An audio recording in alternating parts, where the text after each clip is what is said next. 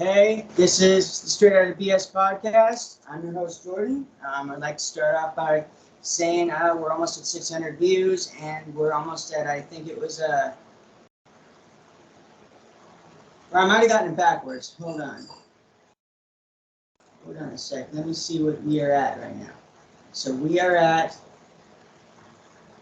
sorry about this, folks. We are at 3,418 views, so we're almost at 3,500, and we're almost at 600 hours. I just wanted to make sure that I had that.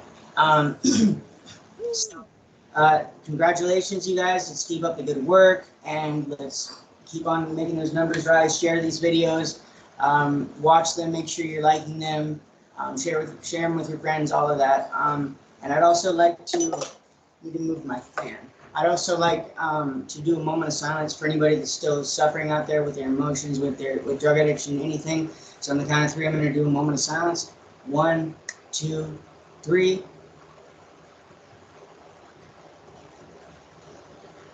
Okay, thank you for that. And also, if anybody has any ideas about how to branch out the podcast into like the general public or like just more branching out, let me know. Message me on Facebook or email me at straightouttabspodcast@gmail.com. That's STRAOUTTABSPODCAST. I'd really appreciate some input.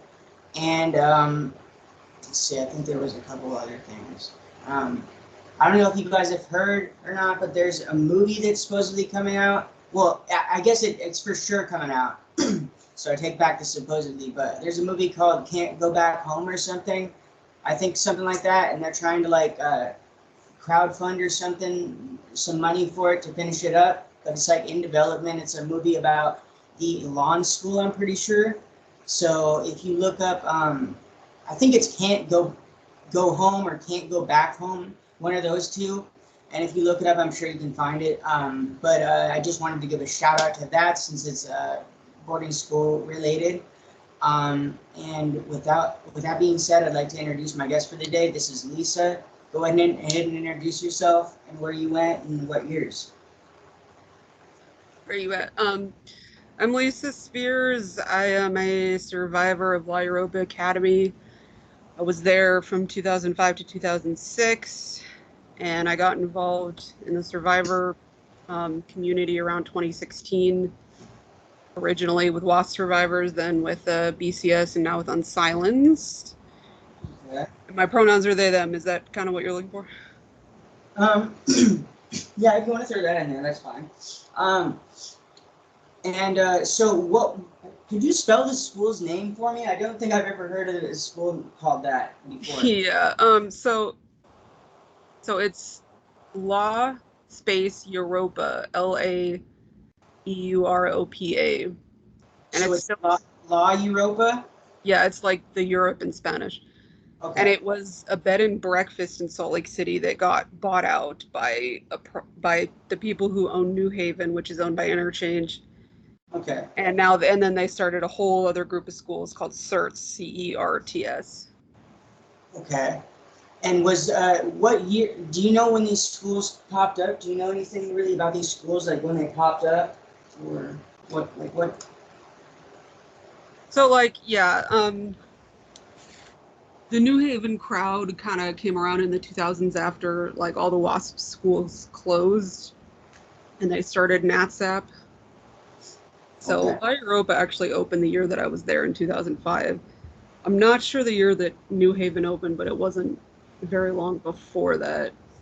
And like half the staff just left New Haven to go start La Europa. And it was quote an all girls school, which is, I'm not a girl, even though I look like one. Yeah.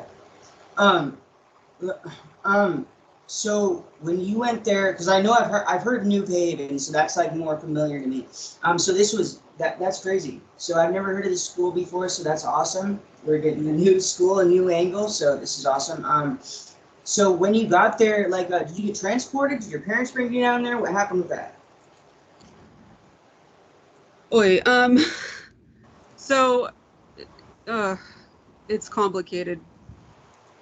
I had been in some wraparound programs with some very shady psychiatrists and therapists who, you know, were super into the whole chemical abuse angle and were just very sexually salacious with me and stuff. And they kind of like convinced my parents that I wasn't going to survive when I turned 18 unless I went to a year-long facility. And I had already been in like psychiatric hospitals and that kind of thing.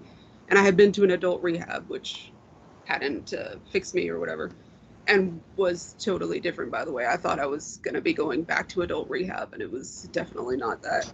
So I went willingly. My brother, however, they convinced my brother, he was 12. I was 17, he was 12, and they convinced my dad and my mom and stepdad to send him first to Wilderness and then to a program for 2 years. He was there, and they escorted, that's what Law Europa calls it, escorting him to the program at the same time that I was taken to La Europa. But I did go willingly, and I didn't have to go through Wilderness. Okay. And so when you got there, how long did it take you for you to realize that this was crazy, or was it crazy when you got there? How was it? It was immediate. I immediately knew something was really, really wrong. I can remember driving up to the house and like just feeling this, you know, this fear like overtake me that I can't even describe, but I'm sure everybody who's been in a program knows the fear that I'm talking about. And just like this doom, this oncoming doom. And they immediately separated me from my mother, and they strip searched me and like made me squat and cough, and I was used to that because we did that in the psych ward. But the nurse who was intaking me was like, okay, what's your date of birth and what's your sexual orientation? And that was when I was like, that's not good. Like, that's not a good way to start off, that they asked me my name, date of birth, and sexual orientation. Like, that's not going to end well. And they like wouldn't let me say goodbye to my mother. You know, they separated us, and I was just immediately like, this is wrong, this is bad, I should not be here. And they put me with a staff member, and they were like, you're only allowed to move within 5 feet of a staff. And I didn't realize they meant like that specific staff. I thought I meant it had to stay like, so I got up and walked across the room, and they freaked out because you're not allowed to get up and walk across the room. You have to stay like chained to this one person and can only move when she tells you you can move and stuff, which they called 5 foot. And if you violated it, then you were put on 2 foot, which started at straining, put the belt loop, symbolized that you lost control of your life or whatever. And I was like, dude, I have been in like psych wards with triple locked doors, and like I've been put in 4-point restraints, but I've never been told that I can't even move without permission. Like, this is a whole other level of insanity. For sure.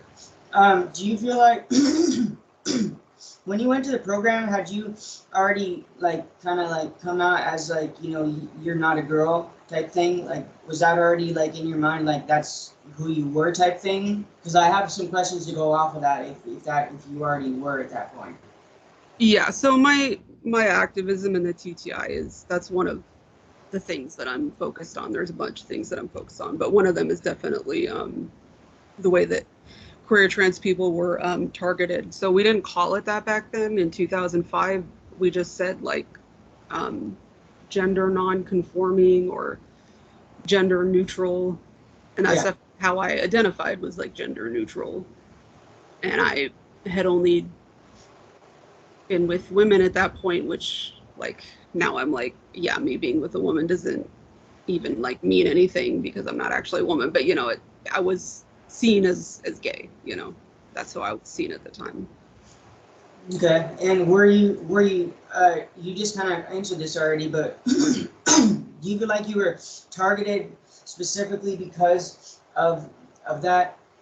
Do you feel like people targeted you? Do you feel like they tried to what's the phrase? I can't remember the phrase, but it's like where they try and like torture you mentally and physically to the point where you'll convert back to the other side.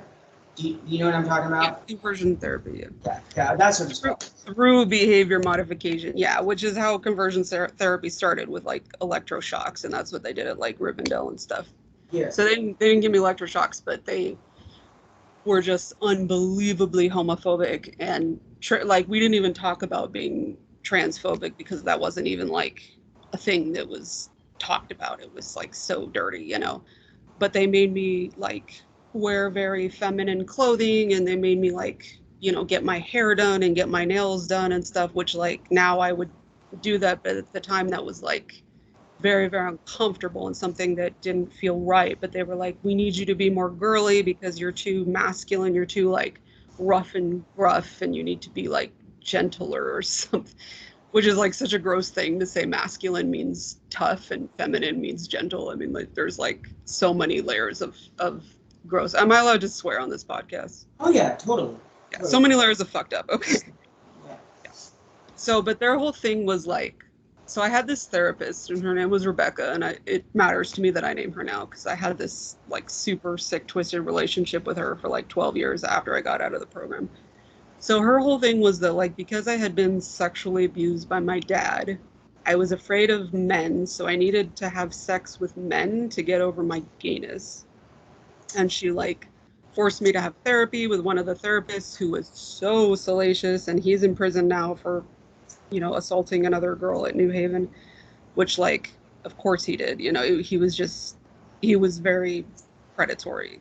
And she was like, you need to be intimate with this man so that you can learn that men are not all evil and that you can like get over your fear of being with men. And then when I got out of the program, she was like, you have to have sex with men. You have to have sex with men. Like you have to, and specifically you need to have like penis in vagina sex because oral and digital penetration doesn't actually count. So you're like still a virgin because you've only had sex with women, and that's like not penile. I'm sorry if I'm making you uncomfortable. No, you're fine. Very uncomfortable. You're totally fine. You're totally fine. Okay, thank you. This is your story, you know what I mean? Like, I want you to say it how you want to say it, you know what I mean? So, go ahead. No, that's pretty much it. But I guess the way that affected me over the years was I had a lot of really sick, twisted relationships with men because I thought it was what I was supposed to be doing, and that sex was supposed to be like terrifying, and I had to just like grit my teeth and bear the terror. And I can look back on it and say, actually, that was assault. Like me saying no, no, no, no, no, and then saying yes after like 17 no's. Like, yeah, that's not consensual sex. Like, and then Rebecca, my therapist, would be like, oh, I'm so proud of you that you did it. You know, you're having healthy, you know, beautiful relationships with men. And like, it was all very, like procreative, very Mormon. I mean, let's be honest, very Mormon, like God wants you to have this kind of sex, you know? Yeah. So just for the sake of the title of this podcast, so what do you identify as? So when I'm saying like, listen to her experience or listen to his experience, like who do you identify as today? Non-binary, and I use they, them pronouns. They, them? Okay. Okay. So would that be their story? Yes. Okay, okay. Just wanted to clear that up. Thank you. For respect reasons. So just to clarify, you like girls, and they're trying to convert you into guys, correct? Well, actually, today I identify as bisexual. I do like both, okay. But I don't. But they made me feel like, the people at Europa made me feel like I had to have sex with men when I didn't want to, that it didn't matter if I wasn't attracted to someone, that I had to just let them assault me, essentially. So to them it was more about just you having sex, period. Yes, but they specifically, like, with an emphasis on men, right? That defined sex as like this very prescriptive definition of that, like if it wasn't, like I said, like I hate saying that term, but like penis and vagina, then it wasn't sex. Like even anal didn't count as like sex to them. Which now I know that's like a whole thing with like Mormons, that to get around the sex outside of marriage clause is that they just have lots of oral and etc. Yeah. So was this a Mormon program? Because I just heard you say Mormons. So was this a Mormon-run program? Do you know if any So religion was? not officially, but everybody who worked there was like super hardcore Mormon, with a couple of very rare exceptions, but they were all like super, super, super Mormon. But they would say like, we're not affiliated. I mean, they also said that they didn't do conversion therapy, and what they were doing to me was just helping me get over my sexual trauma. Well, they're gaslighting you. They're gaslighting you. Yes, precisely. Thank you. That's what they're doing, is gaslighting you. I'm not raping you while they're raping you. You know what I mean? It's like the same. Exactly. Yes. Exactly. So when you got there, can you remember how many people about were there on the facility when you got there? Like rough estimate? So their maximum was 23, and so there were like 22. I was the 23rd. And they like increased, they bought a second house next door in the neighborhood, and they like increased it to like 45 or something like that. But yeah, it was small, I think, compared to some other programs. But they had this thing, like I said, where you had to like stay chained to one staff member at all times. Like you weren't even allowed to be alone in the bathroom or the shower. Was So I there? think that's what the small staff ratio was about, was just about controlling. Yeah. How many? So was that 23 people in one building? Then It was a house, yeah. it's a house. Okay. And how were the beds laid out? Were they like right by each other, or like were they spread apart? Like how was the layout that you can remember? Yeah, so each bedroom had either 3 or 4 beds, like single twin beds, and they were like stacked right next to each other. And we weren't allowed to we weren't allowed to have anything that was ours. We couldn't use our own blankets or any, like we weren't allowed. I wasn't even allowed to wear my own clothes. I had to wear like this gray tracksuit, because they said that like I was wearing all black, and like I wore band t-shirts, and that all that was like really negative and bad, and so I had to wear gray. So they made you wear all gray, like Yes. And they used to like take us out in public sometimes, and we were all dressed in all gray, and it was just like, yeah, it was really humiliating, honestly. I feel like gray is like a super bland color too.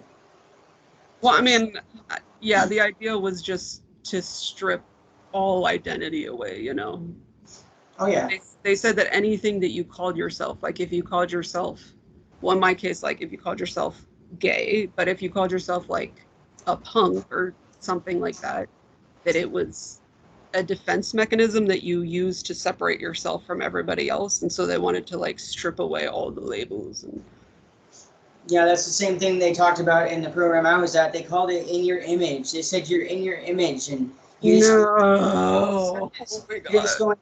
You're just going out for people's acceptance. You just want people to accept you. That's why you're always fucking goofing around. Which, honestly, like, not gonna lie, like, my mind sometimes goes there, like, with random people. I'm just like, when they start acting a certain way, my mind starts going like, I wonder, like, what hurt him as a kid. Like, why is he, like, lashing out, projecting and shit?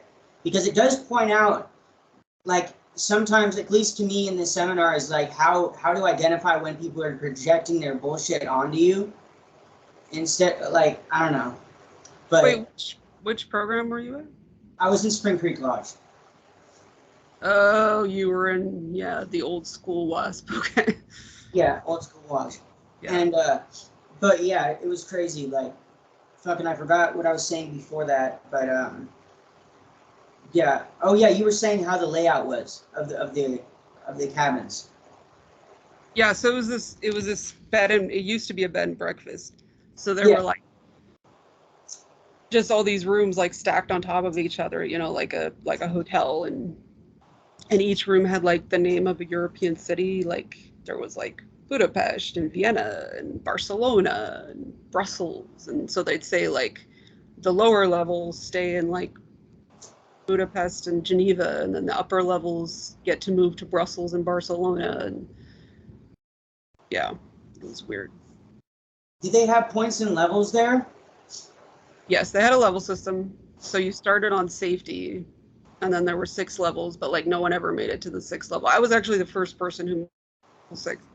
So I feel the need to like say this whenever I talk about my experience in the T.T.I. is that like I was super pro program for a while. Like I have like dissociative identity disorder, and that's like part of the reason I was there. Yeah. But I just really responded to the trauma by like completely dissociating it and saying it was amazing and it was the best thing that ever happened to me and like la la la, and I can't survive without these people. And so I got on level 6 and I was like, oh my God, like, blah, blah, blah. And then I like graduated, but they wouldn't let me go home. And I had just turned 18. Wait, I'm sorry. I was talking about the layout. Oh Can I no, go you're into fine. this You're fine. tangent? Keep on going. Keep on going. Keep on Okay. going. Yeah. So they like would tell our parents to not like to cut us off financially and to not give us any college tuition or whatever, unless we did like this transition thing where we went to the local college. So I went to Westminster College in Salt Lake City and continued to do quote outpatient therapy. So I went back to La Europa like 4 times a week, and I had this just super super enmeshed relationship with my therapist where we like went grocery shopping together and like watched movies together on her couch, and she would like tell me all these things like I can't tell anybody else this, I trust you more than any like basically it went as many places it could have gone except without us having actual physical sex. Like it was basically like we were in a relationship. Yeah. It was very predatory, but I didn't see that at the time. I was just like, oh my God, she's the most amazing therapist and she saved my life and I can't live without her.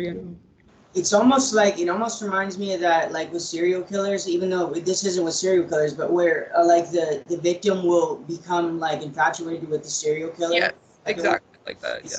it's that exactly, I feel like. And okay, well, I've started to notice a pattern that people with a lot of trauma that go through these programs, they'll either get nothing out of it at all, or they'll take everything they can out of the program that they possibly could have. And it's just, but only that I've seen so far, really, for people. And I'm sure there's people that this is incorrect for, so I'm not saying this is everybody, but I'm saying the majority of people that I've heard that had a lot of trauma that went into these programs, they found a lot of useful things from the program with all the bullshit. You know what I mean? Like in your case, like you grew to like the program or like be pro program, but you also got to level 6 and you also had a lot of trauma that you had to work through. You know what I mean? Or is that incorrect? Well, okay, this is how I see it now. I could not have told you this. Like, and now I spent the last 5 years like doing EMDR and doing like actual therapy and working through all this. I couldn't have told you any of this before, but like I convinced myself that things were okay that weren't okay. And their whole thing was like, you can choose to stop having mental illness. You can choose to stop having addiction. You can choose to not let your trauma affect you anymore, which is all like bullshit. Like the name of the podcast is straight out of bullshit. Like, Yeah. it's none of that's like none of that is supported by science. Like, it's literally the opposite. Yeah. Trauma Yeah. changes your brain. And if you Yeah. have Yeah. mental illness, like your brain is different than other people. But I love that idea. I love the idea that I could just stop being depressed. I could just be happy. Like, and as the years went by, like, and that was not true, and I found myself slipping more and more into like being insane. So like I was working for the United Nations and I was living in Geneva, Switzerland, and I had this like flat on the 8th floor, and it was like my life looked amazing from the outside. And I was 27 years old and I couldn't sleep at night because the boogeyman was coming, you know. Yeah. And Yeah. I used to go to bed every night during that time period and say like, do I really have to wake up tomorrow? Like just dreading the feeling of waking up, like thinking about offing myself like every single day. And that I would think like I must not be doing what they taught me at La Europa well enough, or I wouldn't feel this way. Do you see what I'm saying? Yeah, exactly. It fools you into a false sense of security. Exactly. That's what I like.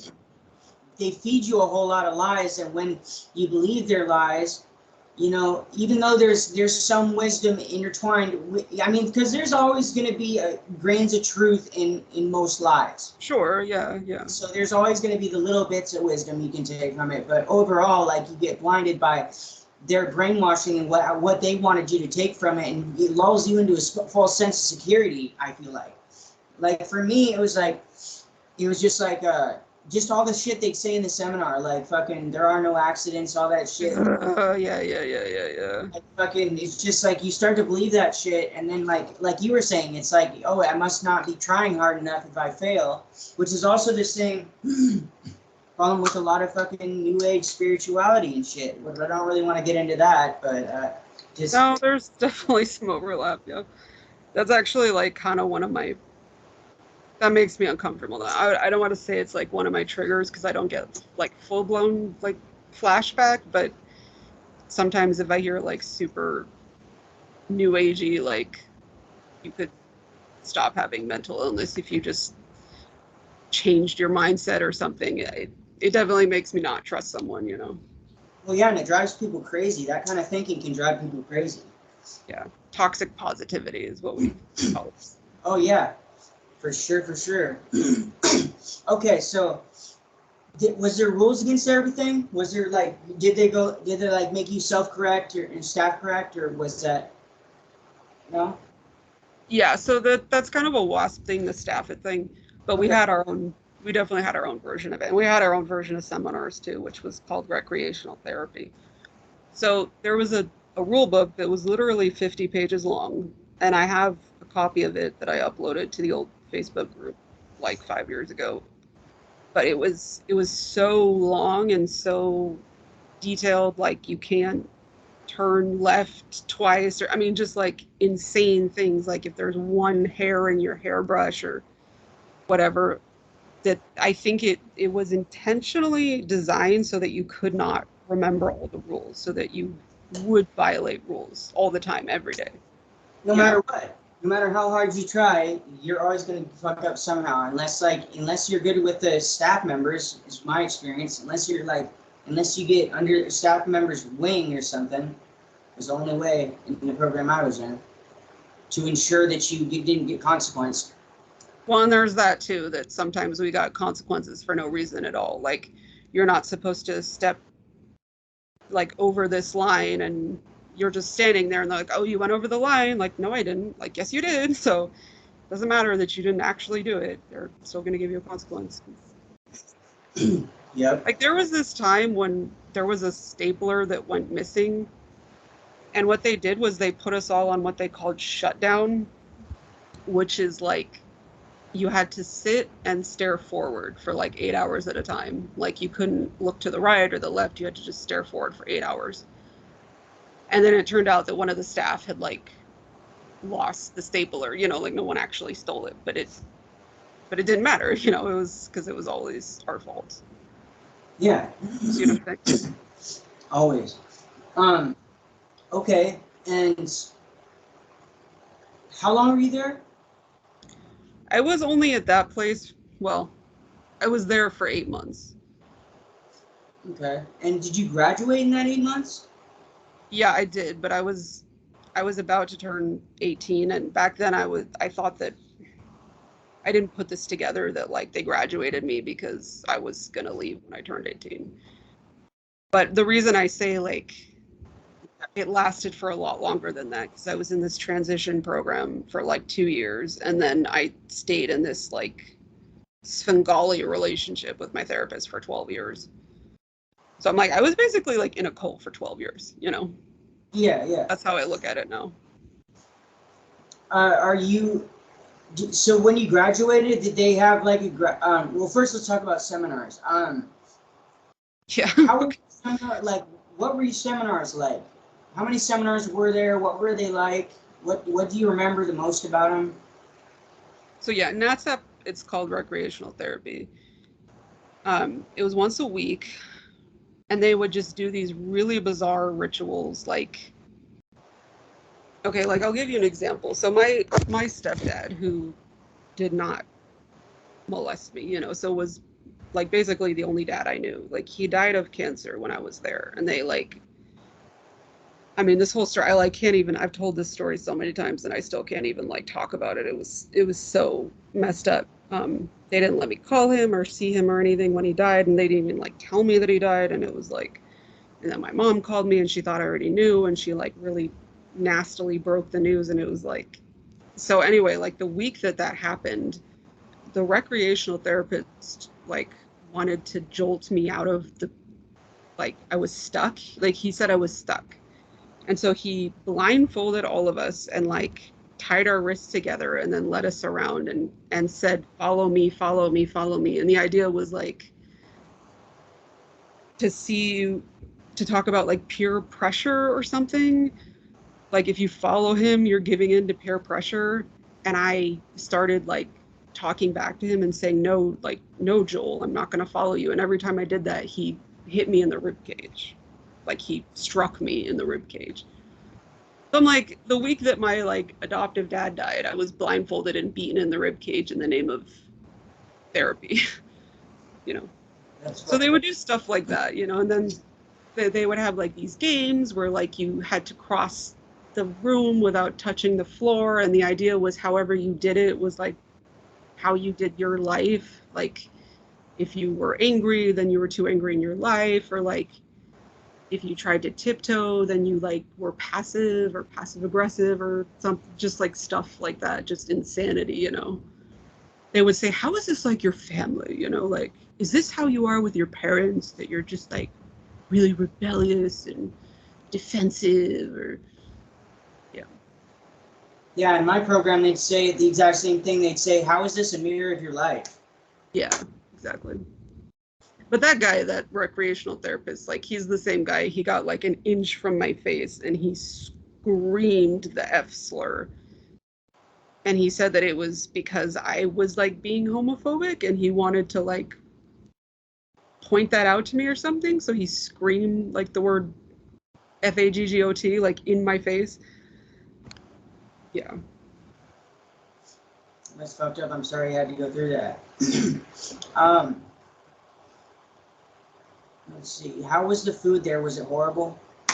Yeah, of course it was horrible. It was horrible everywhere, right? I mean, the food at SCL was horrible, right? Yeah, it was pretty bad. There was some all right meals. There's some all right meals. Was there anything like all right there? I mean, once a week we got to have pizza, and that was nice. But the thing is, I was like literally there for an eating disorder. Like that's what I was in the psych ward for, was an eating disorder. Yeah. And so like restricting my food intake was just like the dumbest thing on the planet. Yeah. Like that they punished me by not letting me eat, and I had like anorexia nervosa, so I was like, this is awesome. Like I don't have to eat. Yeah. Did you have like gym, or did they make you like do workouts and shit? Daily workouts? Oh man, that's interesting. We don't ask that question enough. Yeah, so we'd work out every morning, and we did like tapes, of like Pilates and what's the guy's name who does the Taibo, like Billy Blake. I know who you're talking about. I remember his name though. The Taibo dude, yeah. But me and this other girl started running every morning, and we would run in like circles around the backyard for like 45 minutes. Actually, I'm like, that's actually like the only good memory I have is that I went jogging with this girl named Morgan, and I never like used to go running for fun. And I don't know, but like that's, when you think about it, that's not a good thing. That I was like, oh, I thought about something else for 45 minutes, and that's the only time I felt okay, is when I was able to like block out my mind, Yeah. But yeah, workout. But they'd have you do workouts every day and shit? Yeah, it wasn't bad. Like I know there were programs where they just like tortured people, like making them run up and down until they threw up, or like I know at CEDU they made them like dig holes for no reason and stuff. They didn't do that.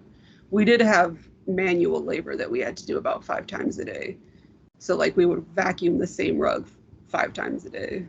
And they said that was like part of our therapy. Did they have like night staff with you at nighttime?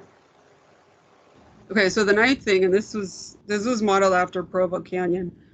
They had night staff who had little spreadsheets of the night, and they had to shine a flashlight in our faces every 15 minutes and then put a check mark that they had done it. So it was like literally for all 8 hours that we were asleep, I was woken up every 15 minutes. And I had a sleep study done like a few years ago, and it showed that I still woke up every 15 minutes, which is like creepy. But yeah, it was definitely some creepy sleep deprivation thing. Yeah, that's crazy. I did that at Provo Canyon too. Yeah, that's crazy because it was modeled after Provo Canyon. I actually can't sleep through the night either. I wake up no matter what, even if I take fucking sleeping pills. Yeah, it doesn't. It makes some difference, but it doesn't totally. If you have trauma, like we do. How about runners? Anybody try and run? Yeah, lots of people tried to run. No one ever got away when I was there. They would tackle you and put you in a restraint for about 5 hours. And their restraints were like face down on the ground, hands behind your back, and a knee in your back. And then they'd hold that for hours at a time if someone tried to run. No one ever made it out of the parking lot, but I heard about a couple after I left who did actually get away. And I mean, were found like soon, but actually made it out of the parking lot or whatever. And there was this one girl who was like selling herself, like she found older men to sleep with. And like, I think that says a lot that was preferable to being at La Europa for her, you know, as a teenager. Yeah. What about study hall and intervention? Did you have study hall or intervention there? Solitary confinement, anything like that? Not in the way the W.A.S.P schools did, but what we had wasn't called code silence. It was called comm block, and you weren't allowed to speak or have any kind of nonverbal communication. Like you couldn't make eye contact with someone who was on comm block. But a lot of the times what they do is they would just put the entire house on comm block, so we couldn't speak for like days at a time or look each other in the eye. And what they used to do to me, because they said my big problem was cussing, which like is true. I mean, I don't think it's a problem, but I do curse a lot. Is that whatever the word that I had said was, so like if I had said the word fuck, then they wouldn't let me say any words that had the letter F in them. So they said I was on F block. And then if you were sick, you were put in solitary confinement. That's the only time we were put in physical solitary confinement, is if you were sick. And you were not allowed to read or do homework or like anything. You had to just like lie in the bed looking at the ceiling. And the idea was like to make you not fake being sick or something. Which really messed me up later in life. Let's see. What was the craziest thing you saw there? It was the craziest thing I saw. And was there anything good that you saw there? If not, it's fine. But I mean, I always ask. Yeah, no, now that I have a lot more clarity about the experience, I say that anything good that happened was a result either of my own making or the other kids there. Like, I don't credit any of the staff with anything good that happened. Okay. The craziest thing that I saw,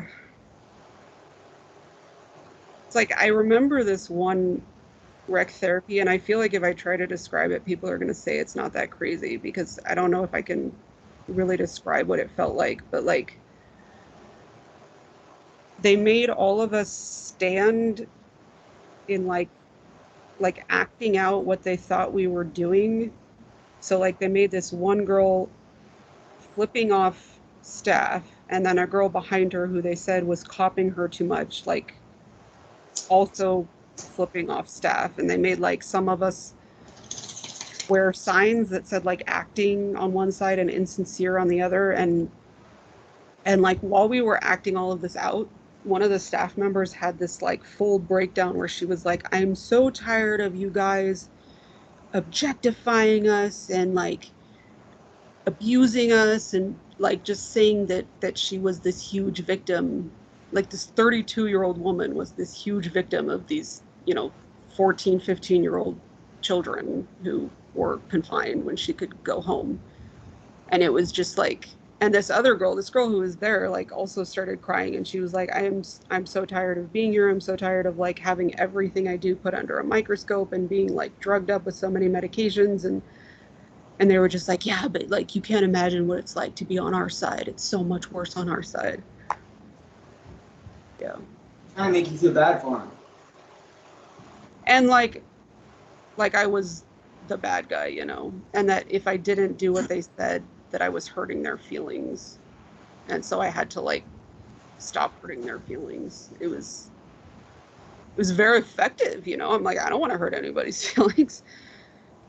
Yeah. And I tried really, really hard to like not be this villain that they made me out to be.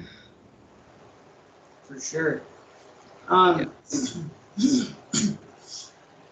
When you graduated, did they have a graduation ceremony? Yeah, they did. And like people would go around the room and say something about you, and your parents were there. I mean, that was nice, I guess. The graduation ceremonies were nice, but it was also like, I don't know. I think when because we did feedback every day, but we did like long feedbacks where someone sat in the middle of the room and everyone went around the room and said something nice about them, and then everyone went around the room and said something bad about them. And I think both of those things were a form of brainwashing. Like the bad stuff, it's like, okay, totally, they're tearing you down, they're publicly humiliating you and all this stuff.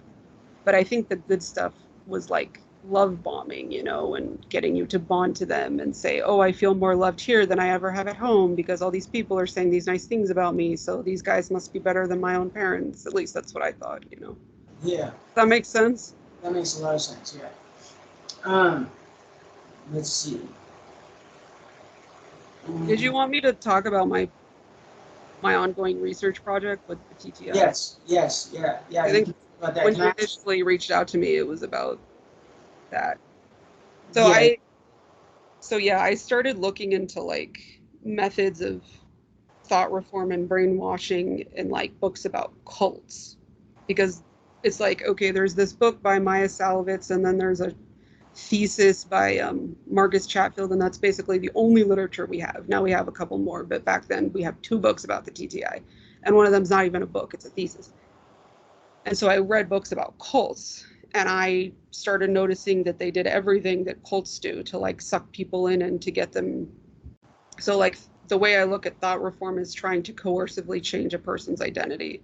So that's why I ask about things like being neurodivergent, but also things like being queer or being religious in a like different way. Like I know Jewish people in a lot of programs like weren't allowed to wear a Star of David or whatever, or like I see where like I used to identify as Wiccan for sure, and they didn't let me wear a pentagram. It's like I used to wear a pentagram like you're wearing right now, and just like trying to coercively change your identity to fit in with whatever it is, including your beliefs. Yeah. And so I started posting this in like some of the Facebook groups as a joke. Like I would post them on Thursdays and say it's Thought Reform Thursday, but the response was so strong that I turned it into like a full-time project, and that's kind of what like I'm about to start a PhD on now, is the overlap between cults and the T.T.I. Yeah. Interesting. And the way that like pretty much all of us were targeted in some way for being some kind of minority. It's not like the same for everybody, but like even that question, like how many people are neurodivergent, I was expecting like 40%, and it was like 90%. Or I asked like how many people have been in an abusive relationship after they left the program, and it was also 90%, which I wasn't expecting. Like the general population is like 1 in 3, which seems really high to me as it is. So like, okay, how do they groom us and set us up to be in abusive relationships when we grow up, because we don't know how to say no, or like we go straight to fight or flight instead of walking away or something, you know? Yeah. Do you? Fuck. I just had a thought on that. Fuck. It slipped my mind. It'll come back to me. But Okay. that's hella interesting. Um. Oh yeah. What's the craziest things you found in your research so far? Like what's the craziest things you've discovered? Like you kind of pointed out some, the 90%, but like what's the craziest one that you've like, is there anything that like just like kind of threw you out of your seat and you're like, holy shit, like that's crazy? Totally. There's a lot of things. There's a lot of things that I'm just like, holy shit, even knowing everything I know now. So like when I was working in international relations, I was working with like victims of torture and like Syrian refugees and stuff. And I noticed that the methods that authoritarian regimes use to crush opposition are the same things that they used in the programs, like disappearing someone, like when they would take us in the middle of the night and nobody knows where we went. Even other members of our family weren't allowed to know where we were. Like that's something that autocrats do. Or like what I described as like putting one person in the middle of the circle. Like that's something that a lot of authoritarian regimes will do. Is, you know, like in China, it used to be called a struggle session, that one person is put in on public display and everybody like humiliates that person. Or like stress positions, which were used in like Romanian torture camps, like putting your hands behind your back for 8 hours. That like they're not technically like beating you, but they're making your spleen rupture or whatever. Like they do that in Guantanamo Bay. That they And I was like, wow, you know, and like in Guantanamo Bay, for example, like there's no trial, there's no um, hope of trial, there's no contact with lawyers or cops. And like, not that I like cops, but you know, like there's no contact with any kind of law enforcement. And I was like, wow, this is exactly what happened to me, that I did not commit a crime, I did not have a trial, and that in internment camps, there's no specific sentence, which is what they did to us. They never said how long you're going to be there. It's just, you're going to be here until we decide you can go home, you know? And that was like, yeah, that was my first real moment of clarity, that like this was really not good. And that like I had convinced myself that they really wanted to help me and they didn't realize that what they were doing was traumatic, or that it was abusive. Like they were just repeating what they had heard. And this was like, wow, they actually were super fucking calculated. They knew exactly what they were doing. They did it because it works, you know, because it makes someone say, okay, I'll do whatever you want. Like that's what behavior modification does. That's what torture does. It's like, that's why torture isn't a good source of information, because people will say anything to get it to stop. And that's what we used to do, is at least that's what I used to do, is I would say anything to move up a level, you know, to have more rights, to get to spend more time alone by myself, you know, in the day. I would have done anything. And so I confessed to things I didn't actually do because it's what they wanted to hear. Yeah, and also I'm just gonna say these two words. I'm not gonna say any more about it, but if you know, you know. There's a lot of MK Ultra and Monarch mind control in going on in these things too. That's all I'm gonna say about that. I don't really want to touch on that because there's people listening, and always about that shit. Like, but there's a lot of mind control that goes into this kind of stuff too. So yeah, I try to like, I use all three terms: thought reform, brainwashing, and mind control. Nobody really agrees on the difference between the three of them. There's different schools of thought on what they are, but yeah, I definitely look at mind control for sure. And I use the hashtag mind control is torture. If you look on Facebook, you'll see some of the. It is torture. It is torture. It's just psychological torture. It's just a psyop. These are all psychological operations that they're doing. And they're fucking happening all over the world in different ways for different reasons. And they just do it right in front of us. And unless you know what's going on, you can't interpret the symbolism. And yeah, if you can't interpret the symbol, if you don't know what the symbols you're looking at mean and what they are, then you can't interpret them. And if you can't, so I strongly believe that one of the best treatments for mind control is education. oh yeah, totally. That was my first goal, was I just want to put this information out there as much as I can so survivors can have a name for what they went through, they can see that it was intentional, it was deliberate, and they can start to deprogram like what was taught to them, you know, because we were meant to feel very confused and to think that we were the problem. You know, my problem is that I didn't obey, and that's why I was punished, rather than they never had a right to tell me to obey or punish me. Do you know what I'm saying? Yeah, yeah. Yeah, and then it's also not your fault that these things happen. Absolutely not. Nobody. It's not anybody's fault. You didn't do anything. Well, you might have done. You might. Let me take that back. You might have very well done some shit wrong. Okay, because I know there's some people in there. I did. Yeah, that's me. I did crimes and shit. So you very well have done some fucked off shit, no doubt. But at the same time, nobody deserves, like, even our prisoners. We even say to our prisoners, like, you're even fucking debating whether the solitary confinement for prisoners is fucking like is like an okay thing with quotation marks, because I don't think it's okay. But it's like they were doing that to us teenagers, you know, and we're not even fucking children. Yeah, children. We're not even. That's like 80% of us weren't even there for violent crimes, like, or more. Like, my prefrontal cortex was still developing, and it's like, even if I did do what they accused me of, it's like no one has the right to torture someone else. This is what I believe, and no one forced them to do it. Like, I did not force them to do it, and that's what they made me believe, is that I had forced them to do it with my behavior. And it's like, no, they could have gotten in their car and driven home, you know. They did not have to be there. They did not have to make money off of it either. Like, but yeah, and that's a big problem with these places, is the money draw. Because from what I've heard, people make a lot of money at these places working there, and they fucking get a lot of hours, and it's, from what I hear, super good benefits from actually talking to people that actually work at some of these programs. You've had like staff on your podcast? Yeah, I've had like 2 or 3 staff members on my podcast. Yeah. Like, I'm always curious to hear that perspective, so that's cool that you have. Yeah, I'll have anybody on my podcast. Like, I don't need, like, it's about getting the education out there, and the best way, in my opinion, to get the education out there is to hear all of the sides. Okay, to hear people that succeeded and had like almost no qualms with the program, to hear people that really had a fucked up time in the program, to people that got fucking pulled from the program. Like, everybody's story matters. Like, if y'all went through it, and we just need, the best way to educate people is for all people to hear everybody's story and to make their own decision about these things.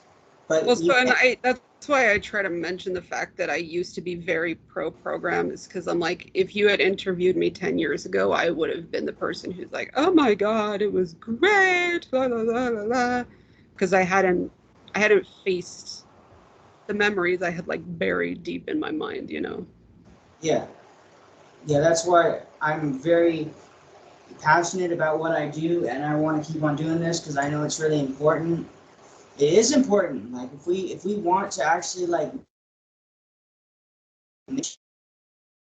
people, and this is the best way to do it. So that and research, that and people researching it and coming out with, like, writing papers about, like, what they've researched, you know what I mean, to the scientific community and all of the people, because once you get it into the scientific community and all that shit, and once you get it to people that actually have pull and whatnot, then they can start, you know, we can start electing maybe people into power that want the same things that we want, like these schools shut down or these schools completely regulated. Like, we've got to start somewhere. So Yeah, that's my hope with, like, doing actual doctoral research, is because now I'm like, I've been sharing it, all this stuff in like this little echo chamber, which totally matters. Like, my life is all about survivors. I love survivors. I want to help all survivors. But now I'm like, okay, we need to go outside our own echo chamber and to give it some real validity, which is to do scientific research and see how it like actually affects the brain and stuff, you know. So that's what I'm up to now. We see how it goes. Yeah. Well, I really appreciate what you're doing. Was there anything more you wanted to touch on about your research in general before I asked you some more questions about the program and whatnot? No, I mean, I think that's basically the gist.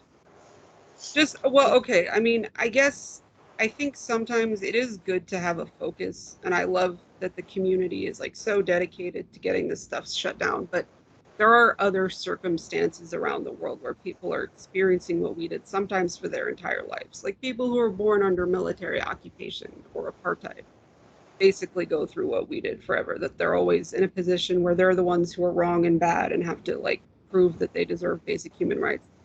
And I really want our community to care about that stuff.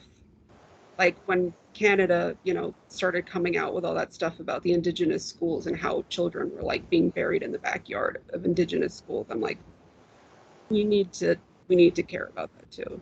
You know what I'm saying? Well, yeah, and also like mainstream news channels need to be reporting on this shit as well. Like that's another problem, is that the major news outlets are not reporting the truth. They're reporting their angle on it, and it's because we have people in our government. Okay, I don't really want to get too much into politics, but I'm just saying we have certain people in our government, okay, that are pushing certain agendas, and they own these news companies. So if they want their agenda pushed, just for people that are listening that don't know, like they're going to push their agenda and make a spin on whatever story it is, instead of just presenting the facts, which is the facts are all that matters. The facts don't care what you feel about them. They're facts, in my opinion. So, yeah. But that's another thing. You know, that's why I like to get, you know, multiple sources, because, you know, there's people will say anything nowadays for a little bit of clout, and it's crazy. So I wanted to ask you a couple more questions. How about coming home and reintegration into society? When you got back home, how was reintegration into society? For example, for me, when I got home, I was always waiting for the other shoe to drop. I was fucking, you know, it's really hard for me to relate to people. It's still hard for me to initiate conversation with people. I pretty much keep to myself, and I'm pretty much a complete introvert until you get to know me, and there's a lot of things from the program that so fucking hard to deal with when I got home. So I wasn't allowed to go home, you know, because I was forced to do this transitional program when I turned 18. Okay. But I did have to try and like engage in society. Like I went to classes at college, you know. Yeah. And yeah, that was exactly my experience. I had no idea how to talk to people at all. Like I had been trained for the last 8 months to share things at a group level, like very openly, like about my, I don't know, like bowel, like stuff that you don't really talk about in everyday life. And so I really just didn't know how to have a regular conversation with people, and I would just like trauma dump on people. Like I'm kind of embarrassed about this now, but that's what I would do, is I would trauma dump on people and say like, I just got out of blah blah blah blah blah, and you know, I having sex with men to get over being gay, you know, like, and people would just like stare at me because the stuff I was saying was just so out of control. But I really didn't know how to talk to people. And then so what would happen is I would go back to like staff members at Europa and say, oh, these are the people I can talk with because I'm allowed to share openly with them, you know, and I would think those are the only people I know how to have a friendship with, or staff members. Now I don't feel like that. Now I am not friends with any of them, but it took a long time and a lot of undoing to get over that, you know. But yeah, there was no integration. I did not integrate. I think you would really go ahead. No, that's it. I think you would really, if you haven't watched Sarah Gronsky's video on my channel yet, you probably should. She had a very similar experience in that she spent a lot of time in the program, and I don't really want to give too much away, but she became so institutionalized from the program that she ended up going back because it's the only thing she could relate to, the only people she felt that she could talk to. So yeah, you would probably get a lot out of watching that video. I just wanted to point that out. That's awesome. And, well, you know, this thing about like, and because I grew up in institutions before I even went to the T.T.I, like I didn't know just how to live. Like people had to tell me, you have to buy a microwave, you have to buy toilet paper, you know. Like there are these reports about, you know, animals that grow up in captivity and then when they're released into the wild, like they don't know how to hunt and stuff. And I'm like, that's me. Like I'm the giraffe. I don't know how to live in the wild, you know. Yeah. If you could go back in time in a time machine and not go through that, would you do it? Well, you know, I think about that all the time. Like I think about what my life would have been like if I hadn't gone all the time. And I just can't even imagine what my life would have been like because it defined so many years of my life. But I'm like, I wouldn't be where I am now either. Like I wouldn't be an anti-T.T.I act, you know, or into all this like children's, like I think it expands to children's rights activism and stuff. So I'm like, I don't know. I feel like I can't answer that question because on the one hand, like, yeah, of course my brain would function, but then I wouldn't have all my survivor friends. So I don't know. Yeah. Okay, fair enough. Is that an okay answer? I'm like, I really don't know. You're fine. You don't have, no, you have to answer yes or no. You have to. Yeah. Let's see. And have you forgiven your parents? Do you talk to your parents still? How's your relationship with your parents? Well, remember my stepdad died, yeah. And I really struggle with whether or not I forgive him for sending me and my brother for 2 years when he was 12. I mean, the short answer is no, I don't. Okay.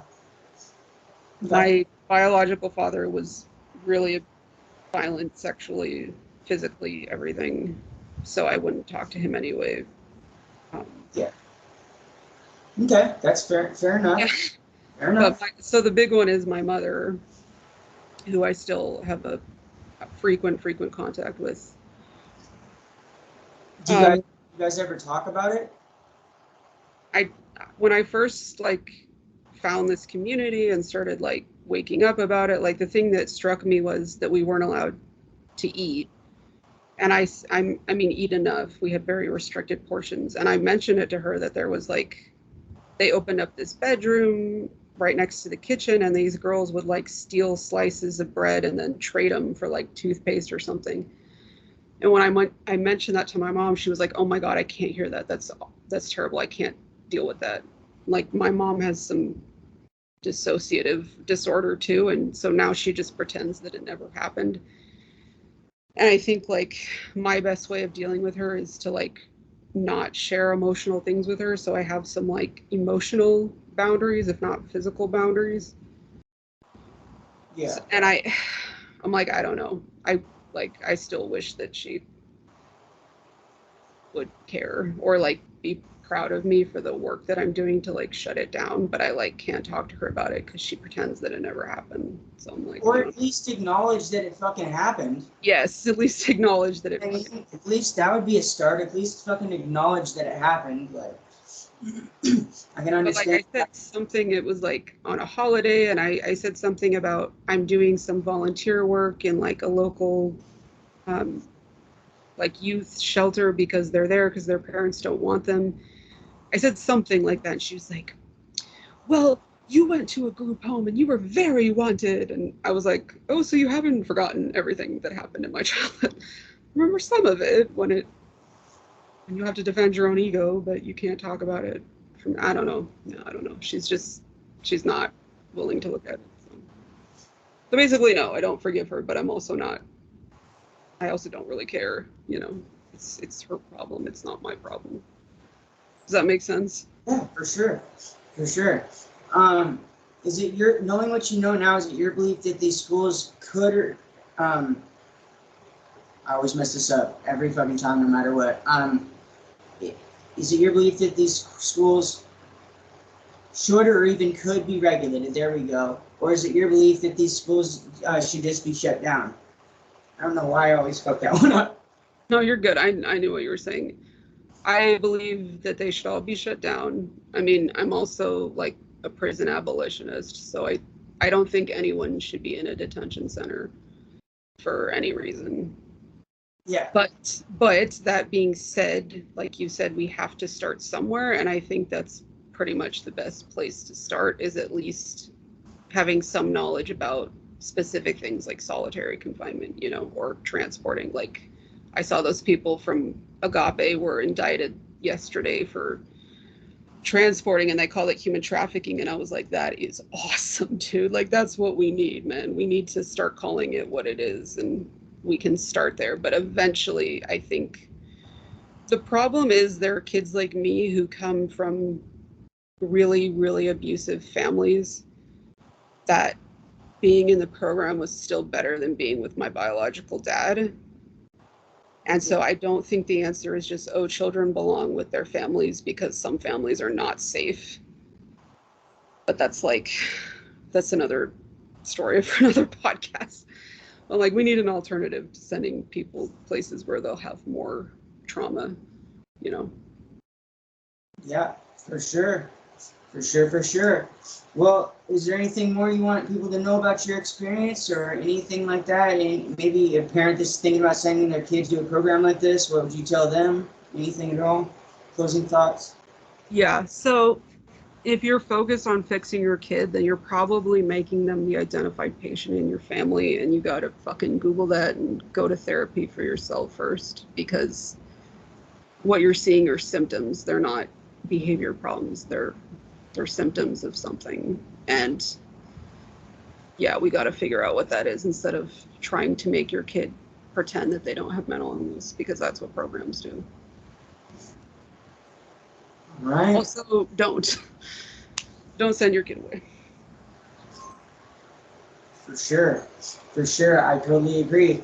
Well, would you, if you're ever open to a part two, if you ever take notes or think of anything in the next few days, I know every time I do a podcast with somebody, I know the next couple of days usually your mind starts thinking a lot. So if you think of anything and you want to write it down and we want to do part two, or if you just do research, I'll probably just do part twos anyways. I'm probably just going to do like a follow-up part two, just for everybody, just in case, if they're open to it, just to see where they are in life, like how they're doing, just check up on them and see if there's anything more they want to talk about.